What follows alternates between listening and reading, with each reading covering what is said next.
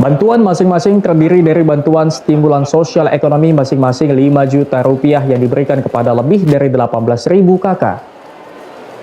Bantuan jaminan hidup masing-masing Rp15.000 per jiwa per hari selama 3 bulan kepada 66.000 jiwa lebih.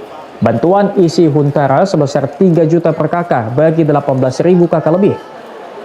Dan bantuan santunan bagi 56 korban meninggal kepada ahli waris masing-masing 15 juta rupiah dan santunan korban luka sebanyak 23 orang masing-masing 5 juta rupiah. Bantuan yang diberikan pemerintah ini adalah untuk perorangan korban bencana di Pidijaya.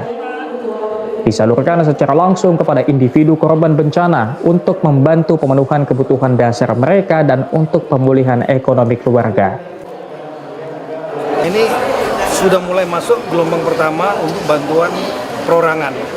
Mulai dari uang lauk 15.000 per orang per hari, per orang ya, diberikan langsung selama 3 bulan oleh Bapak Menteri Sosial.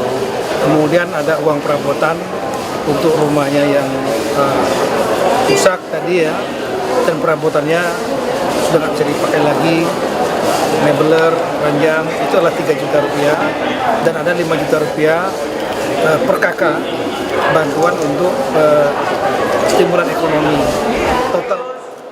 Sementara Menteri Sosial yang turut dalam kunjungan ini mengatakan banyak kemajuan meski bertahap sehingga nantinya untuk bantuan infrastruktur terus dikerjakan dan sedang berproses.